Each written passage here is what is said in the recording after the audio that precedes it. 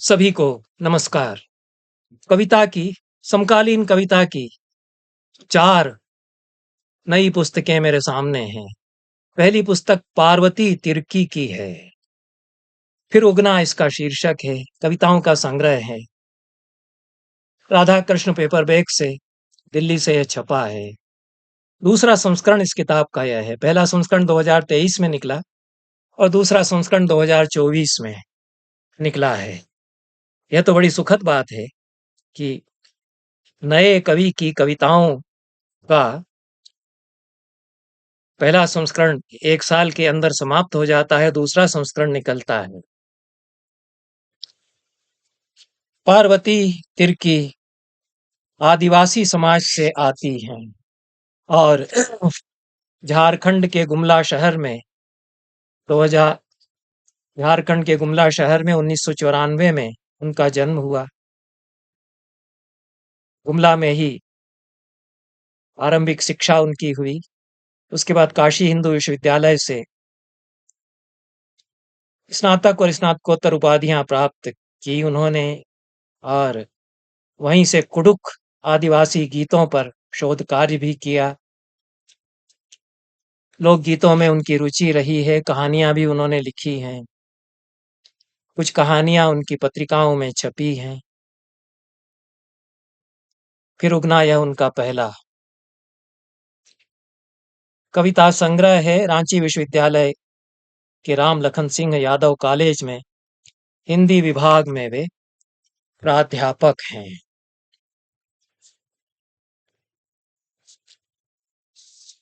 आदिवासी जीवन को उनकी कविताएं प्रस्तुत करती हैं। इस नाते एक कौतुक भरा संसार भद्र वर्ग के शिक्षित जनों के सामने वे खोलती हैं। फ्लैप पर जो उनके संबंध में बातें कही गई हैं, लगता है कि कुछ ज्यादा दावा उनको लेकर किया गया है।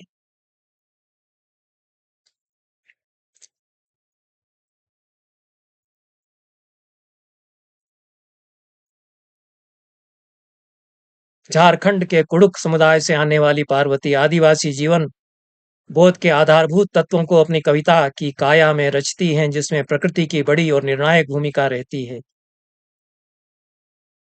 फिर कहा गया है कि ये कविताएं बताती हैं कि सृष्टि के प्राकृतिक अनुशासन के भीतर ही मनुष्य की तमाम चेष्टाएं अपना स्थान ग्रहण करती हैं और उसी के अनुकूलन में मनुष्य अपना स्वाभाविक विकास कर पाता है।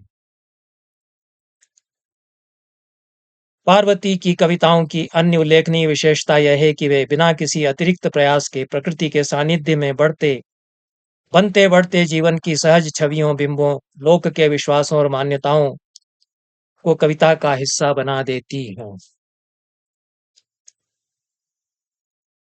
उत्सव, आचार विचार, रहन सहन, उनका विवरण अनेक कविताओं में, पार्वती तिर्की की कविताओं में मिलता है, पर वे गद्यात्मक हैं। कविताएं जानकारियां बहुत हमको मिलती हैं। फुटनोट में समझाना पड़ता है कि क्या क्या हैं ये, और अतीत का ब्यौरा बहुत मिलता है कि ऐसा होता था। तो ऐसा लगता है जैसे कि पर्यटकों के मनोरंजन के लिए कुछ रिपोर्टाज लिखे गए हों, ऐसा लगने लगता है। और वर्तमान में जो चुनौतियां हैं आदिवासी समाज के सामने, उसकी चर्चा कम। जो मैंने बचपन में देखा, उसके प्रति सम्मोहन के भाव से उसकी चर्चा और उसकी रिपोर्टिंग अधिक है, क्योंकि अब तो वे महाविद्यालय में प्राध्यापक है। तो अतीत स्मृति के माध्यम से गुथता है। तो यह एक संस्मरणात्मक और गद्यात्मक साहित्य बन जाता है। पर चर्चित इसलिए होता है कि आदिवासी समाज से आई हुई और वहां से अत्यंत दूरांचल से इतना उठ करके और काव्य रचना करने वाली युवा कवि की यह कविताएं हैं। इन शब्दों के साथ कुछ अंश में इनके पढ़ूंगा। भाषा के शब्द हैं कुड़ुक भाषा के, जिस गांव से वो आई हैं झारखंड में, वहाँ की भाषा के शब्द हैं। फिर उनका अर्थ बताया ही गया है और वो किस रहन सहन को व्यक्त करते हैं यह बताया ही गया है। खेल शीर्षक कविता है और इसकी भूमिका में बताया गया है कि छोटा नागपुर के जंगली पठारी अंचलों में रहने वाले कुड़ुक बुजुर्ग पृथ्वी पर अपने विकास की और अपनी संस्कृति के निर्माण की कहानियां सुनाते हैं। खेल, माखा, तोकना कविताएं जो पार्वती की हैं, वह इन कहानियों से प्रेरित हैं। ये कहानियां उन कविताओं में गूंथ दी गई हैं। जलचर हमारे अगुआ हैं, ऐसा कहते हुए पुरखों ने एक लंबी कहानी सुनाई। धरती की रचना के क्रम में सबसे पहले कछुआ समुद्र के अंतस्तल तक गया और अपनी पीठ पर मिट्टी लाद कर ऊपर लाया। इसको तोड़ तोड़ करके दो दो तीन तीन शब्द एक वाक्य में लग करके वो कविता बना दिया है। मैं चूंकि गद्य की तरह पढ़ रहा हूं तो मेरे लिए गद्य ही है, मुझे तो कविता नहीं इसमें नजर आती। फिर केकड़ा गया और अपनी 8 हाथों से मिट्टी को उठाया। अब जोंक की बारी आई, उसने पेट में मिट्टी भरी और ऊपर लाकर उगल दी। ऐसी बनी जमीन और पहाड़। गद्य में ही लिख देते ऐसा का ऐसा ही। इसके लिए एक कविता जो कि 1 पेज में गद्य में लिखने पर आती, वो 5 पेज में जाती है।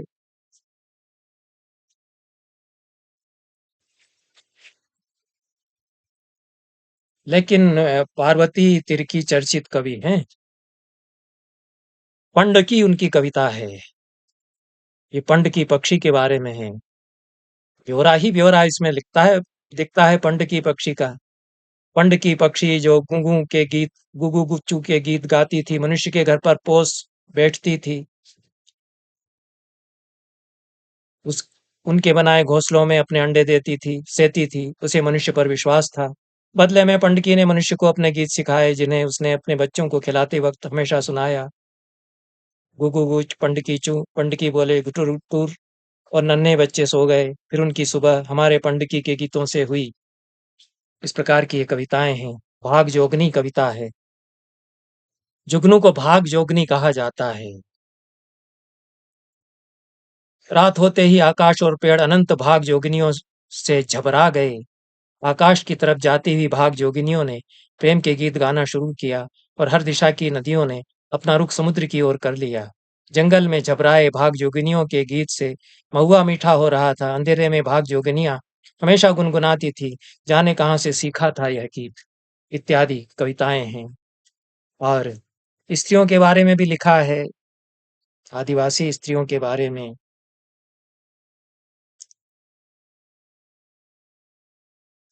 स्त्रियों का शिकार पर्व है। सूचनाएं ऐसा लगता है कि बहुत सारी मिलती हैं इन कविताओं से, लेकिन कविताएं कैसे हैं यह विचारणीय विषय है। मेरी कविता की समझ बहुत गलत हो सकती है, क्योंकि मैं तो हिंदी का न तो समीक्षक हूं न हिंदी साहित्य का अध्ययन में इस तरह से करता हूं। अनुज लुगुन भी युवा कवि हैं और अघोषित उल गुलान उनका यह कविता संग्रह है। प्रखर तेजस्वी कवि प्रतीत होते हैं। राजकमल पेपर बैग्स में यह प्रकाशित हुई है। उनकी कविता संग्रह की किताब 2023 में पहला संस्करण इसका छपा है। अनुज लुगुन अनुज लुगुन के बारे में भी कहा गया है कि सभ्यता के तथाकथित केंद्रों से अपसारित आक्रामक विकास के विरुद्ध संघर्षरत नागरिकता के आत्मसंघर्ष आत्मनिर्भर हाशियों के पक्ष में हिंदी कविता को एक निर्णायक भंगिमा देने में अनुज लुगुन की कविता की अहम भूमिका रही है। आदिवासियत को आदिवासियत को जीवन पद्धति के साथ साथ एक वैचारिक अवधारणा के रूप में प्रतिष्ठित करते हुए उन्होंने प्रतिरोध की काव्य चेतना को एक सशक्त मोर्चा देने का प्रयास किया। अपनी कविता में उन्होंने यह प्रयास निरंतर किया है।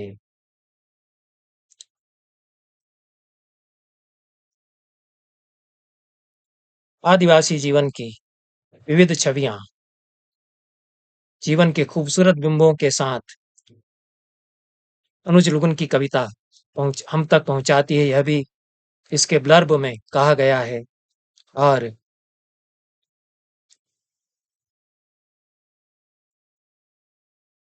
बड़ा दायरा है अनुज लुगुन की कविता का, यह भी सत्य है। एक वैश्विक सोच के साथ आदिवासी जीवन के बारे में वे कविता लिखते हैं। उल उलगुलान शब्द आदिवासी भाषा का है, जो एक साथ मिलकर काम करने के लिए आता है।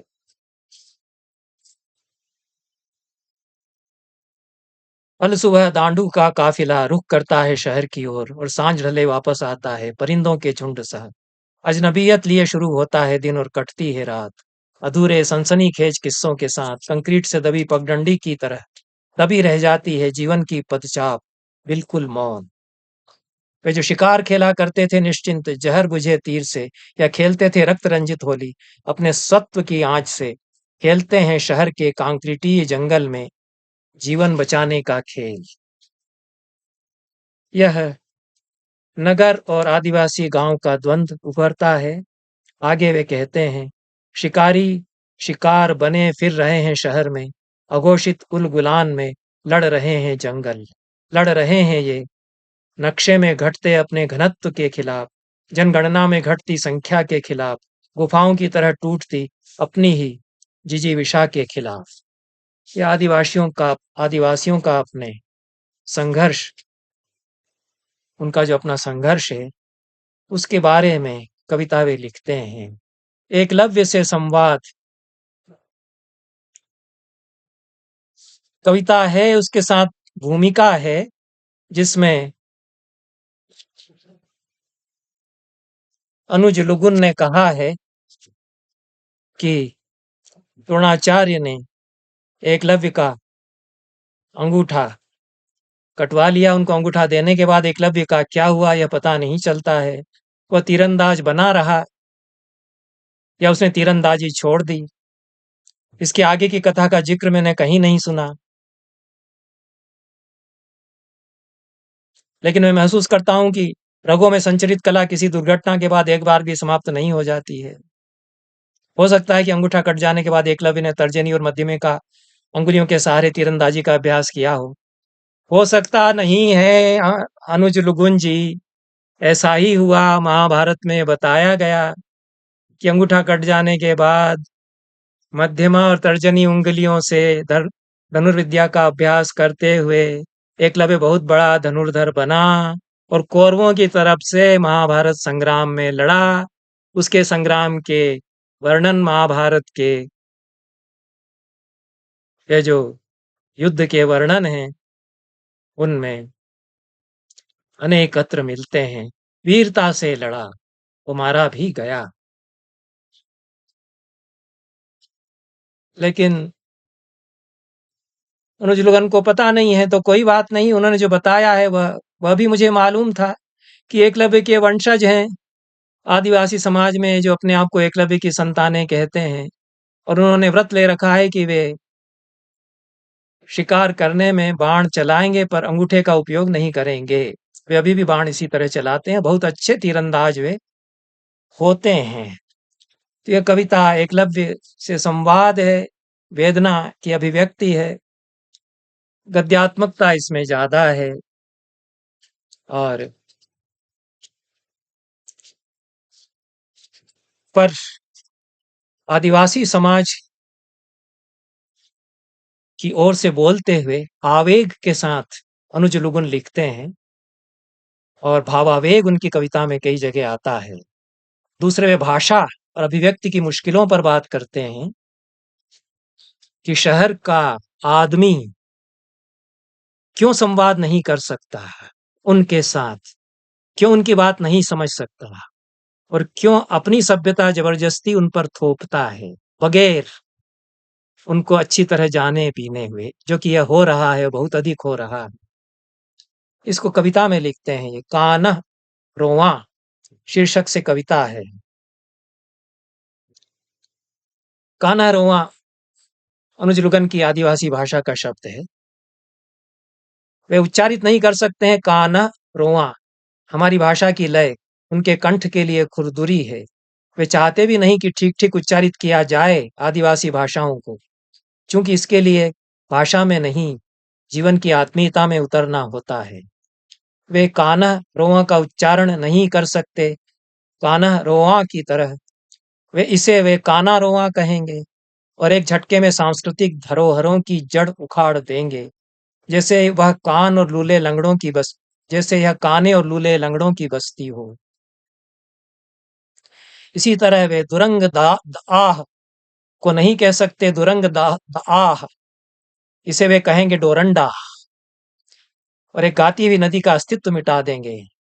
दुरंग दाह एक नदी है, वो कान्ह रोआ एक बस्ती है। शहर से आए हुए लोग क्योंकि उनका उच्चारण भी नहीं कर सकते, उनके साथ जो पूरी लय संस्कृति छिपी हुई है वह भी उनके लिए अजनबी ही है, और उसको वे रोंदते हुए चले आते हैं। कुल मिलाकर अनुज लुगुन यह यहाँ कहना चाह रहे हैं। चिड़ियाघर में जेबरा की मौत मार्मिक कविता है उनकी, बहुत प्रतीकात्मक कविता है।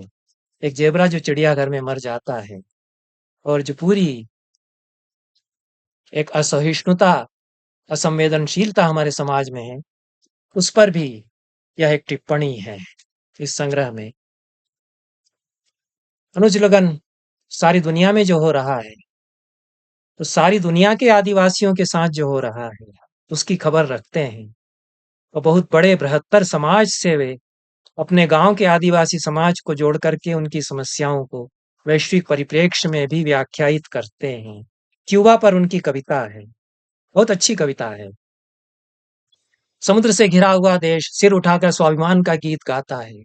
समुद्र परमाणु हथियारों से लैस होकर लड़ाकू विमानों की रफ्तार से दौड़ पड़ता है उसके तट की ओर। उसे वह नेस्तनाबूद कर देना चाहता है, न हो कोई उसकी राह में उसके कद से ऊंचा। क्यूबा एक द्वीप है समुद्र से घिरा हुआ। समुद्र की लहरें उसकी मजबूत भुजाओं से टकराकर तिलमिला उठती हैं। अच्छा कहा है। और एक शोर होता है आसमान में महाद्वीप की सीमाओं को लांघते हुए। ये जो पूरा संघर्ष है क्यूबा का अपने अस्तित्व को बचाए रखने के लिए, और जिन लोगों ने क्यूबा की खबरें पढ़ी होंगी कि किस तरह से वहां के राष्ट्राध्यक्ष को मारने की कोशिशें की जाती थी अमेरिका की तरफ से, वे ही समझ सकेंगे कि क्या अनुज लुगुन कहना चाह रहे हैं। समंदिरी कविता है। समंदिरी मुंडा जाति का एक सांस्कृतिक विरासत वाला पत्थर है। और नहीं, ससंदिरी, ससंदिरी मैं गलत पढ़ गया हूं। ससंदिरी मुंडा जाति की सांस्कृतिक विरासत वाला पत्थर है। ससन का अर्थ कब्र और दिरी का अर्थ पत्थर होता है। यह पत्थर पुरखों की स्मृति में उनके सम्मान में कब्र में गाड़ा जाता है, और यह पत्थर मुंडा गांव का मालिकाना चिन्ह होता है। कहा जाता है कि जब अंग्रेजों ने मुंडाओं से उनके गांव के मालिक होने का सबूत मांगा, तब वे ससन दिरी को ही ढोकर कलकत्ता की अदालत में पहुंचे थे। बहुत मार्मिक प्रसंग इसके पीछे है। इसलिए ससन दिरी, ये जो पूरी कविता है, यह ईस्ट इंडिया कंपनी जब कलकत्ता में आई, उन्होंने छीनना शुरू किया आदिवासियों की भी जमीनें, तब से छीनी ही जा रही हैं उनकी जमीनें, क्योंकि उनके पास लिखा हुआ पट्टा है नहीं। शताब्दियों से वे वहां रह रहे हैं। वहां कोई कारपोरेट कंपनी चली जाती है, कभी भी गवर्नमेंट की इजाजत उसके पास होती है, जंगल उजाड़ देती है, उनको विस्थापित कर देती है। यह भयावह समस्या है और वैश्विक समस्या भी है। इसको अनुज लुगुन जानते और समझते हैं। यह ससनदिरी का जो पत्थर है पूरा प्रतीक हो जाता है आदिवासी अस्मिता का।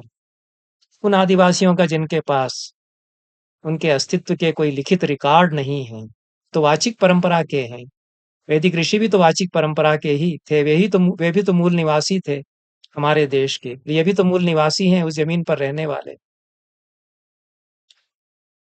ससंदेरी कविता में अनुज लुगुन कहते हैं इन मृत पत्थरों पर जीवित हैं हमारी सैकड़ों पुश्तों की विरासत, लेकिन सरकारी पट्टों पर इनका कुछ पता नहीं है।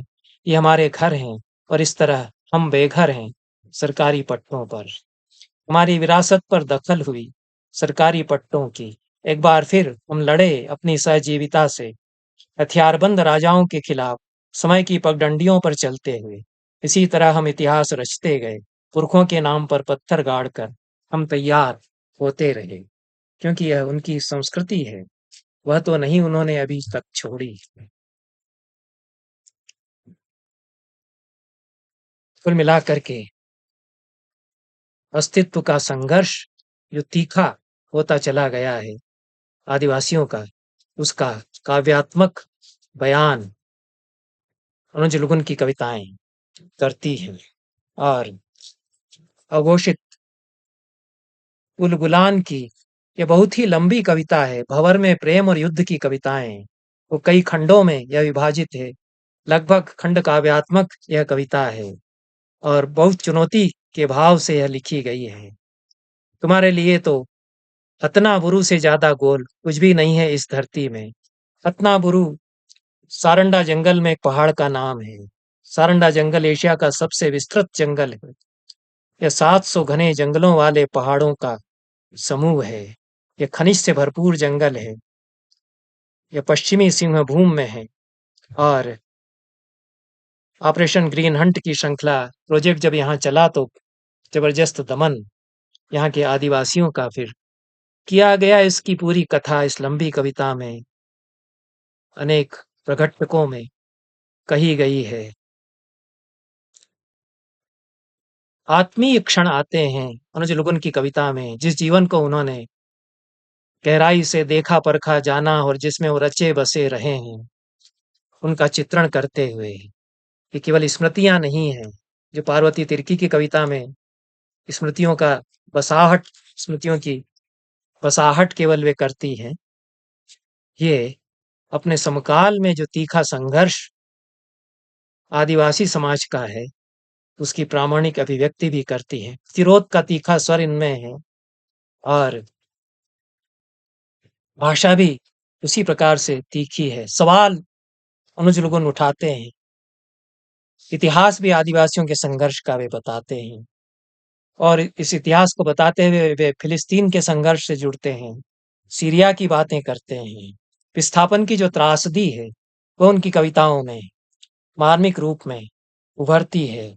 अनाचार की जो कथाएं हैं, भद्र तथा कथित भद्र वर्ग की, सभ्य समाज की, आदिवासियों के बीच में पहुंचकर उसकी कथाएं वे कहते हैं, पर अद्यतन वे अपनी कविता को बनाए रखते हैं। यह अनुज लुगुन की कविता की विशेषता है।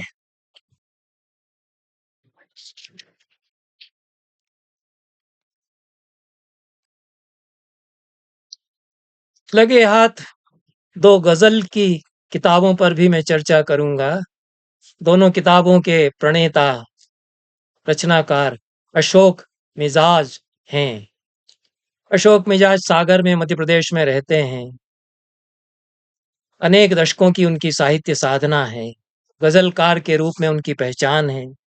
उनके बारे में यह भी कहा जाता है कि हिंदी गजल को दुष्यंत कुमार ने जो पहचान दी और उसका एक अपना अलग स्वरूप निर्मित किया, उस संरंभ को, उस उपक्रम को आगे ले जाने वाले गजलकारों में से अशोक मिजाज भी एक हैं। समंदर आज भी चुप है, यह उनकी गजलों का एक संग्रह है। भारतीय ज्ञानपीठ से छपा है, कुछ साल पहले छपा था, मेरे पास अभी आया है। पहले भी आया होगा लेकिन फिर से मेरे पास कदाचित आया हो। 2019 में यह प्रकाशित है और इसमें अशोक मिजाज की उस समय तक लिखी गई अनेक नई गजलें शामिल की गई हैं। अलग लहजा है अशोक मिजाज की गजलों का। वे गुरु वंदना भी करते हैं। हे गुरु तुम सा जहां में दूसरा कोई नहीं, एक सिवा तेरे रहनुमा कोई नहीं। तुमने मेरी जिंदगी को रोशनी दी, जान दी। तुमने मेरी जिंदगी को रोशनी दी, ज्ञान की। तब मेरी आंखों ने अपने रूप की पहचान की। इस प्रकार से गजल उनकी चलती है। नए विषय, सामाजिक विषय भी हैं, राजनीतिक संदर्भ तो हैं ही, आध्यात्मिक संदर्भ भी उनकी गजलों में आते हैं। प्रकृति आती है, प्रेम की अभिव्यक्ति उनमें है, संस्कृति भी है, बड़ा दायरा अशोक मिजाज अपनी गजलों में समेटते हैं और मक्ता मतला सभी बढ़िया ठीक ठाक मिलाते हैं। उत्तम है। अंत्यानुप्रास का सौंदर्य जो गजल में होना चाहिए वह तो उनमें बखूबी है ही। बशीर बद्र की शागिर्दी उन्होंने की है, जो उर्दू के गजलों में बड़े गजलकार, गजल साहित्य में बड़े गजलकार माने जाते हैं, लोकप्रिय भी बहुत रहे हैं। बड़े उस्ताद की शागिर्दी से जो हुनर पाया है मिजाज ने, वो उनकी गजलों में फबता है, खिलता है। बारीक और पैनी अभिव्यक्तियां हैं, जो कुछ घट रहा है उसका पर्यवेक्षण करते हुए और कविता में उसको उतारते हैं, बिंब भी बनाते हैं। तुम्हारे पास तो राशन है उम्र भर के लिए, ये कहा गया है किसी की तरफ से। तुम्हारे पास तो राशन है उम्र भर के लिए, हमारे पास है मुश्किल से इस पहर के लिए। सवेरा होते ही चल देंगे फिर सफर के लिए, हम अपने घर में हैं मेहमान आज भर के लिए। ये सब्ज बाग किसी और को दिखाएं हुजूर, हमारे हाथ हैं काफी गुजर बसर के लिए। इस तरह से इस गजल की बसाहट की गई है। एक और गजल है, कभी तन्हाई में पन्ने पलट कर देख लेता हूँ, कभी तन्हाई में पन्ने पलट कर देख लेता हूँ, फिर उसके बाद मैं ताजा कैलेंडर देख लेता हूँ। बुढ़ापा आ गया लेकिन नजर अब भी है पहले सी, कि बारीक से बारीक अक्षर देख लेता हूँ। वही गलियां कि जिन गलियों में गुजरा था मेरा बचपन, वहां ये सब गुजरता हूँ, वहां से जब गुजरता हूँ ठहर कर देख लेता हूँ। मानवीय भावनाओं की अच्छी अभिव्यक्ति की गई है, संवेदन एक संवेदनशील मन के द्वारा। भाषा की अच्छी पकड़ है और यह भी हिंदी कविता ही है, यह हिंदी की गजल है और अच्छी चल रही है। अशोक मिजाज ने इस गजल को रवानगी दी है, इसको बनाए रखा है और बढ़ाते रहे हैं, इसके लिए वे बधाई के पात्र हैं। इन शब्दों के साथ 4 पुस्तकों पर आज की यह चर्चा समाप्त करता हूँ। धन्यवाद। दूसरी पुस्तक अशोक मिजाज की चुनिंदा गजलें हैं, यह भी भारतीय ज्ञानपीठ से ही छपी है और 2018 में छपी है। बहुत बहुत धन्यवाद। सभी को नमस्कार।